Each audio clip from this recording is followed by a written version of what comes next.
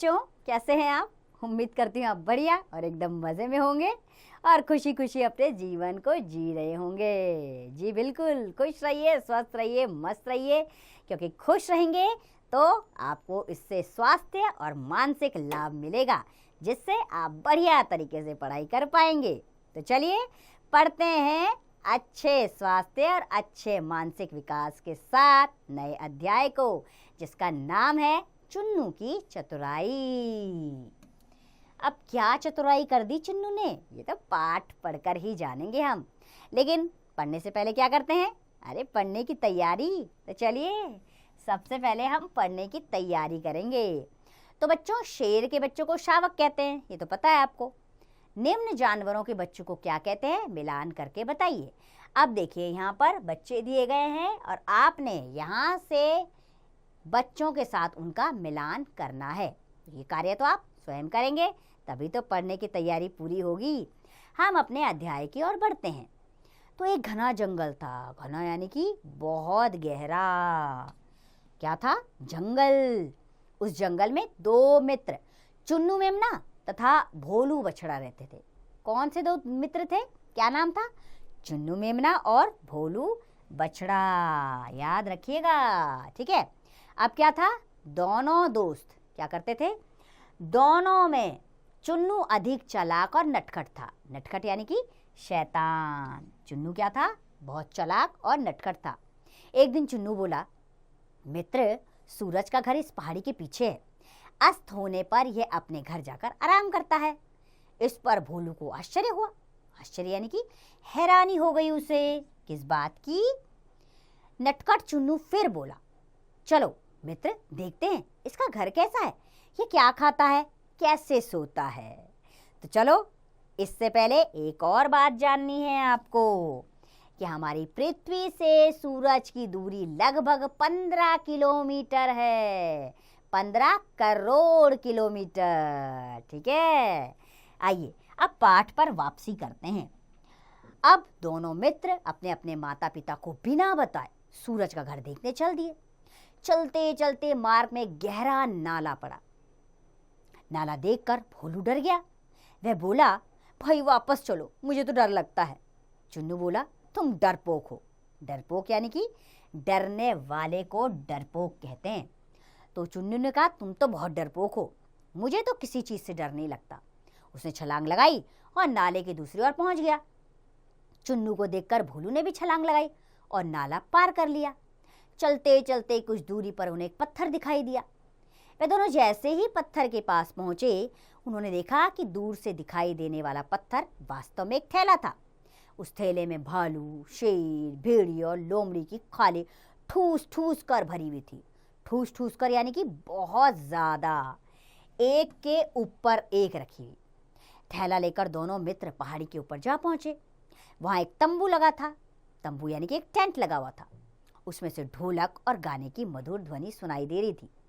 चुन्नू ने तुरंत दरवाजा खोल दिया। तंबू का दरवाजा खुलते ही दोनों मित्र आश्चर्यचकित रह गए, हैरान हो गए कि यहाँ तो दावत चल रही थी। शेर हुक्का पी रहा था, भालू हलवा खा रहा था, भेड़िया पकौड़े खा रहा था, लोमड़ी ढोलक बजाकर गीत गा रही थी। तंबू में घुसते ही दोनों मित्र समझ गए कि हम किसी मुसीबत में फंस गए हैं। तो पहले मौखिक प्रश्न बताइए, आप इनका उत्तर दीजिए। पहला प्रश्न है, थैला लेकर दोनों मित्र कहाँ पहुंचे? तो थैला लेकर दोनों मित्र पहाड़ी के ऊपर पहुंचे। दूसरा प्रश्न, भालू क्या खा रहा था? तो भालू क्या खा रहा था बच्चों? भालू हलवा खा रहा था। तो चलिए, ये सब जानवर तो विभिन्न तरह के व्यंजन खा रहे थे। अब दोनों मित्र समझ गए कि हम मुसीबत में पड़ गए हैं और लोमड़ी मीठी मीठी बातों से उनका स्वागत करने लगी। आइए आइए, बैठिए मेहमानों, प्रभु की कृपा से क्या हुआ? आप लोग हमारे त्योहार के प्रीति भोज में शामिल हुए हैं। प्रीति भोज यानी कि दावत। अब लोमड़ी जो है मीठी मीठी बातें करके उनको फंसाने लगी कि आप तो बड़े अच्छे समय पर आए हैं, दावत चल रही है, आइए आइए, शामिल होइए इस दावत में, आप भी हमारी तरह खुशी के गीत गाइए। चालाक चुन्नू अपने घुंघराले बालों को झटकता हुआ बोला, लाओ लोमड़ी दीदी, मैं डफली बजाकर आपको अपना प्रिय गीत सुनाता हूँ। चुन्नू गीत शुरू करता है। डफली बजाता हूँ डफ डफ शान से, दुश्मनों को हम मारेंगे जान से। शेर का हमको नहीं है डर, भालू का भी हम तोड़ेंगे सर। भेड़िए से डरने वाले हम नहीं, लोमड़ी की चालाकी में दम नहीं। बोल देंगे सभी पर धावा अभी, जालिमों को देते हैं सजा अभी। सभी जानवर गीत सुनकर बोले, बड़ा निडर प्राणी है। निडर यानी कि ना डरने वाला। सभी जानवर बोलने लगे, अरे ये जानवर तो बड़ा निडर है, किसी से नहीं डरता। शेर दहाड़ते हुए बोला, तुम कौन हो? चुन्नू बोला, हम जंगली शिकारी हैं। भालू घुर्राते हुए बोला, कहाँ जा रहे थे? चुन्नू ने जवाब दिया, हम दोनों मित्र माल का थैला लेकर जा रहे थे। तो पहले मौखिक प्रश्न, उसके बाद आगे बढ़ेंगे हम। तो गाने में चालाक किसे बताया गया है? तो गाने में चालाक लोमड़ी को बताया गया है।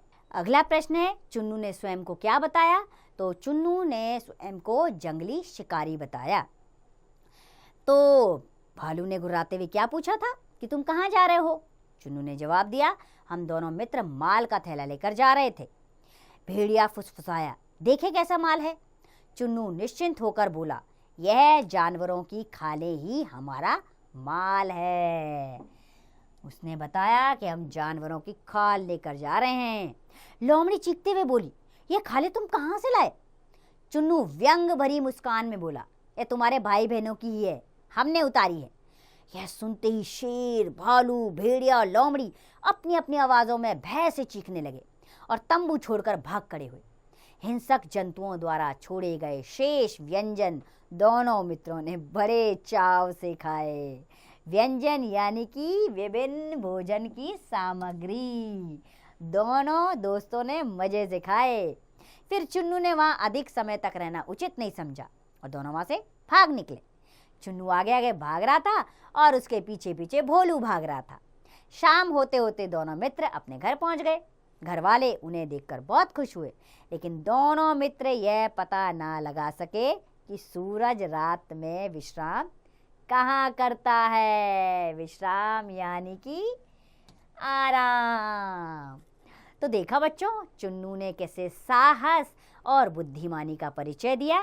ये कहानी हमें यही सीख देती है कि मुसीबत आने समय हमें साहस का साथ देना चाहिए और अपनी बुद्धिमानी से काम लेना चाहिए। कभी भी ना घबराएं और हमेशा डटकर मुकाबला करें मुसीबत का।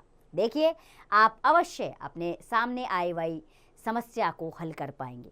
तो मैं यही उम्मीद आपसे भी करती हूँ कि आप भी इस कहानी से मिलने वाली सीख को अवश्य अपने जीवन में अपनाएंगे और कभी भी मुसीबत से नहीं घबराएंगे और साहस का परिचय जीवन पर्यंत देकर अपने लक्ष्य को प्राप्त करेंगे। इसी उम्मीद के साथ आप खुश रहिए, स्वस्थ रहिए, मस्त रहिए और इस पाठ का अभ्यास कार्य आप स्वयं कीजिए।